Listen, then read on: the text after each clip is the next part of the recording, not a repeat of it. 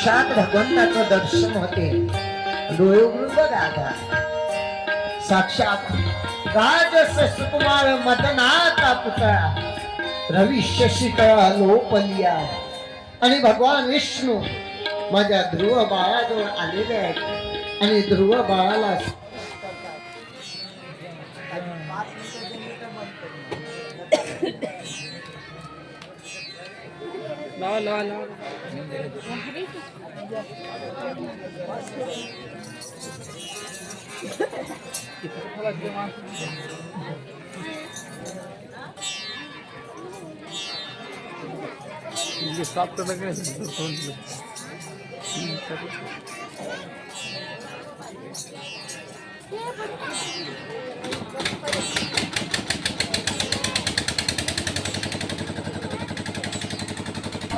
आणि ध्रुव बाळाच्या नेत्रामध्ये साक्षात ती प्रतिमा अदृश्य झाली. साक्षात भगवंत त्या ठिकाणी प्रगट झाली. सर्वांनी टाळीवाजवून स्वागत करा. आणि ध्रुव बाळा बोलणार पण काय बोलावं सुचत नव्हतं.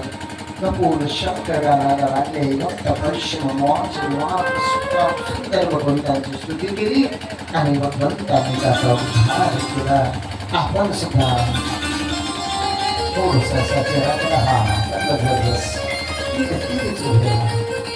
आणि ध्रुव बाळा भगवंताच्या समोर हात जोडून उभे आणि आपण सुद्धा त्या देवाची भक्ती केली. आपल्या जीवनामध्ये सुद्धा तो भगवंत बदल झाल्याशिवाय राहणार नाही.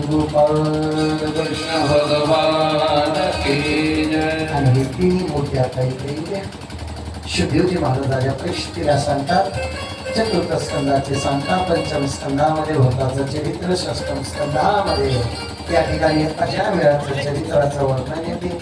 अजामेळाचं सुंदर चरित्र संपल्यानंतर शुद्धदेवजी महाराजाच्या परिस्थितीला सांगतात.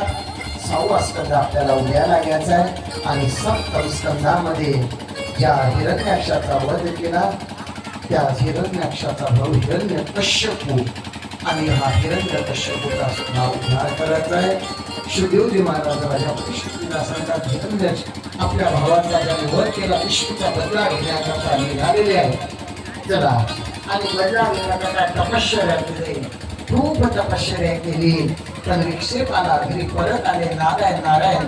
पत्नीने 108 वेळा त्यांच्याकडून नारायण म्हणून घेतलं आणि त्या दिवशी त्यांना त्या पत्नीला तयार नावाच्या त्याच्या पत्नीला गर्भ स्थापना झाली आणि त्याच्यात मोठे भगवत भक्त जन्म घेणार आहे आणि ते म्हणजे साक्षात भगवंताचे भक्त प्रल्हादजी महाराज त्या ठिकाणी जन्म घेणार आहे. आणि पाहता पाहता बरेच दिवस झाले आणि 9 महिन्यानंतर प्रल्हादजीचा जन्म झाला.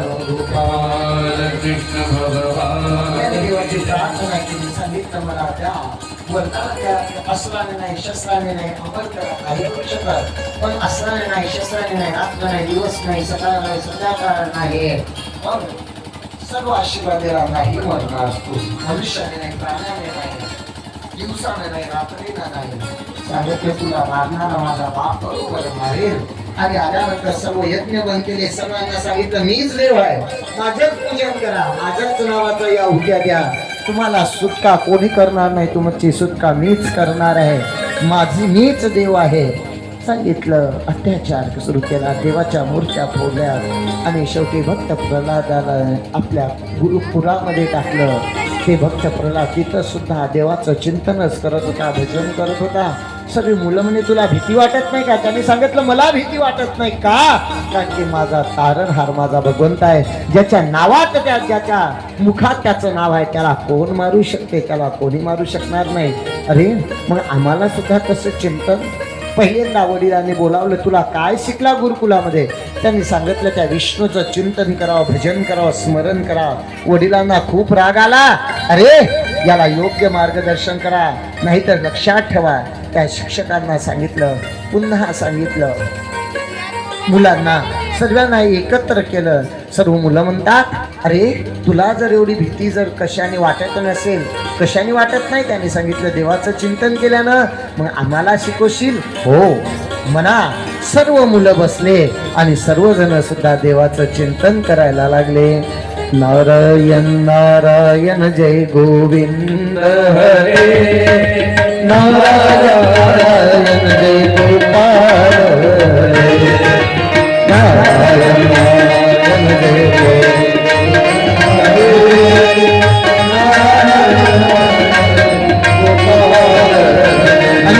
चालू आहे कीर्तन करता करता सर्व सवंगडी आले आणि ते चिंतन करायला लागले. हे त्या गुरुकुल्या लोकांना कळलं. ते गेले त्यांना मारायचा प्रयत्न केला पण जशी काठी मारली मुलाला आणि व यांच्याच खांद्या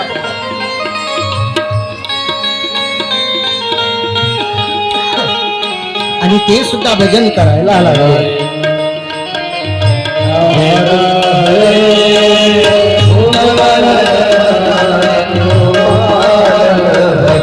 आणि करता करता करता करता आता शेवटी सर्व सैन्य आलं. सैन्याला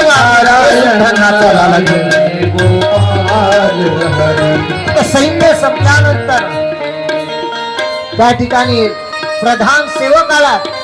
त्यांनी पाहिलं अरे इथं काय चाललं. राक्षसाची नगरी इथे देवाचं भजन होत आहे. त्यांनी सांगितलं आता शस्त्र घेतलं मारण्याचा प्रयत्न केला. मारलं त्यांना मोर याच्या तोंडावर आला आणि हा सुद्धा नाचायला लागला. नारायण नारायण जय गोविंद हरे नारायण नारायण जय गोपाल. आता पाहता आता राजाच्या कानावर एक शब्द गेला. सर्व नाकाला कोणी हात वरती करून कोणी पाय वरती करून छोटे छोटे सवंगडी सर्वजण या छोट्या छोट्या मुलांना उभं करा. आणि हे सर्व नाचायला लागले गायला लागलेले आहे. आणि गाता गाता त्या ठिकाणी हिरण्यकश्यपू आला आणि म्हणल्याबरोबर सर्व स्तब्ध झाले आणि सगळ्यांना वाटलं आपल्याला मृत्यूदंड मिळणार. तेव्हा त्या ध्रुवाला भक्त प्रल्हादाला मारण्याचा खूप प्रयत्न केला आणि प्रयत्न केल्यानंतर हत्तीच्या पायाखाली टाकलं. त्याला इमारतीवरून त्याला डोंगरावरून फेकलं. तिकडं त्या तेलात टाकलं पण कुठंच सुद्धा नाही म्हणत. तारणे वाला आहे बाबा बचाने वाला आहे बाबा. एक दिवस त्याला बोलावलं आणि विचारलं रे माझ्या तेवढी शक्ती आहे मी कशानेच मरू शकत नाही. अस्त्राने नाही शस्त्राने नाही कशानेच नाही. हातात गदा घेतला आणि जोर जोरानं हसायला लागला. महाराज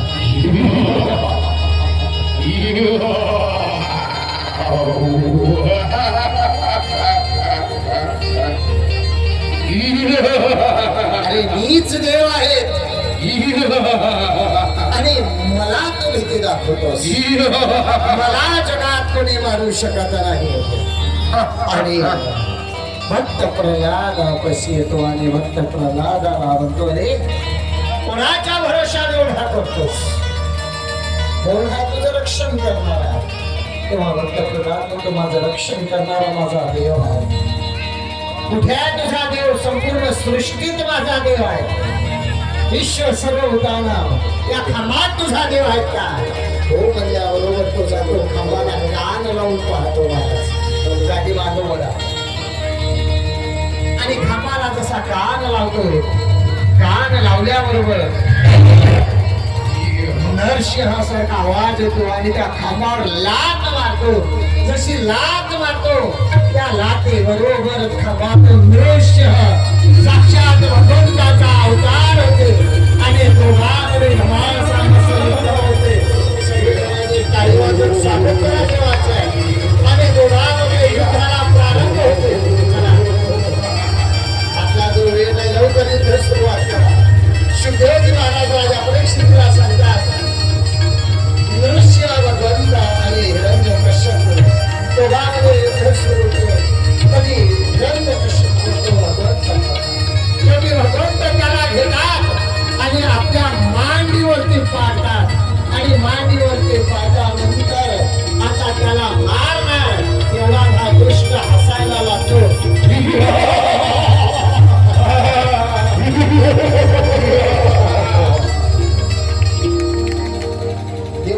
आश्चर्य वाटते, अरे याला मारण्याचा प्रयत्न करताना हसत आहे. ते सांगतो, माझा तुम्ही मला मारू शकत नाही, मी अस्त्राने मारणार नाही, शस्त्राने नाही. देवानं सांगितलं म्हणून तुझ्यासाठी नख आणले. मी खाली मरत नाही, वरी मरत नाही, म्हणून देव म्हणे तुला मांडीवर घेऊन बसलो. सांगितलं मी घरात मरत नाही, दारात मरत नाही, म्हणून ते तुला उंबर वठावर घेऊन बसलो.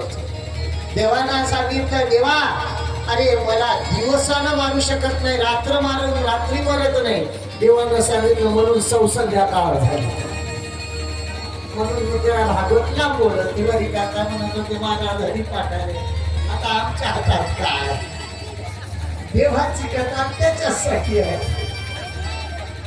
संध्याकाळी आणि सांगितलं मला मनुष्य मारू शकत नाही, प्राणी मारू शकत नाही.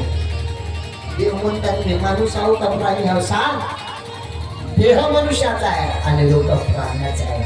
त्या देवाला जर ताराच असाल तर तो कसा तारते, मारायचं असेल तर कसा मारते, आणि त्याला व्यसन सोडवायचं असेल तर ते कसा सुद्धा तुमच्याकडून व्यसन सोडून घेतल्याशिवाय राहत नाही. फक्त तुमची इच्छा शक्ती पाहिजे. आणि शेवटी भगवंतानी आपले दोन्ही नख घेतले महाराज. अरे दोन्ही नख त्या हिरण्याक्षाच्या हिरण्यकश्यपूच्या पोटामध्ये खुपसले आणि जोरात त्यांनी आतून ठोकली आणि दोन्ही नखाने त्याचं पोट फाडलं आणि त्याचा उद्धार केला भगवान कृष्ण भगवान. आणि त्या ठिकाणी सर्व भक्त मंडळी नाचायला लागले.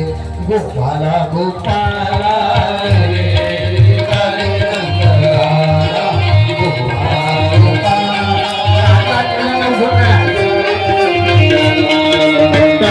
नंदलाला चारी नंदलाला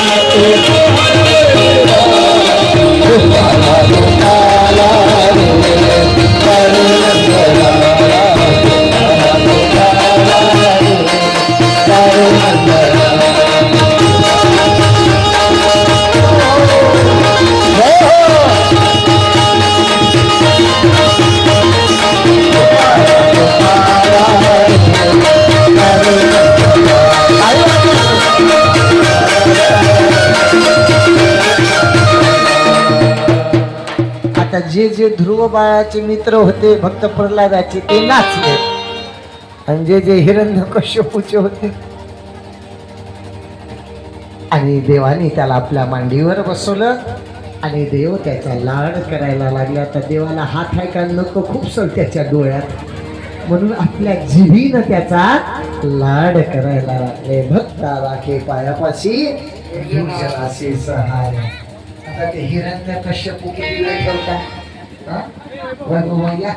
दोघं चौघ जण या चांगलं गावाच्या शिवाच्या बाहेर नेऊन फेकून द्यायला. चौघ जण या, चौघ पाच जण या. हिरण्यकश्यपू काही लहान नाही, वासुदेव महाराज चांगलं विचला पाच लांबून टाकायचं. हो हो हो हो हो हो गोपाल कृष्ण भगवान. आपल्या जीवनात हिरण्यकश्यपूचा वध म्हणजे दारू बेडी तंबाखाचा. सर्वजण हात वरती करा. हरे नमः हरे नमः हरे नमः हरे नमः हरे नमः. हे म्हणतो आपण सर्वांनी हाताने टाळी वाजवा आणि मुखाने श्याम म्हणून आपण सर्वांनी भजन करा. राधे श्याम राधे राधे गोपाल कृष्ण भगवान की जय. आणि आज श्रीमद भागवत कथेचा तिसरा दिवस, तिसरं पुष्प गुरुदेवाच्या चरणी समर्पित. उद्या आहे कृष्णाचा जन्म. काय आहे कृष्ण जन्म? एवढ्या नाही, जरा जोरात सांगा. काय आहे उद्या कृष्ण जन्म. आणि रोज आपण संसारासाठी लढतो ठरतो. साध्या मुलाच्या जर एखाद्या जन्मातलं नाव ठेवायला जायचं असतं तर किती सजून जातो, किती थकून जातो. पण उद्या जीवासाठी नाही, उद्या माझ्या देवाच्या लग्न, देवाच्या जन्माकरता सर्वांनी सुंदर उद्या पिवळे वस्त्र धारण करून याचे. कोणत्या रंगाचे? पिवळ्या रंगाचे वस्त्र सर्वांनी परिधान करून याचे आणि जे छोट्या छोट्या मुली आहेत उद्या शाळा तर सकाळूनच राहते उद्या जेवढ्या छोट्या मुली आहेत मोठ्या मुली आहेत त्यांनी सर्वांनी साड्या नेसून कोणी घागरा ओढणी नेसून उद्या मस्त सुंदर शृंगार करून देवाच्या जन्म महोत्सव आम्हाला साजरा करायचा आहे आणि ही सर्व तरुण मंडळी तुमचे मारुती भाऊ वैभव भाऊ तुमच्या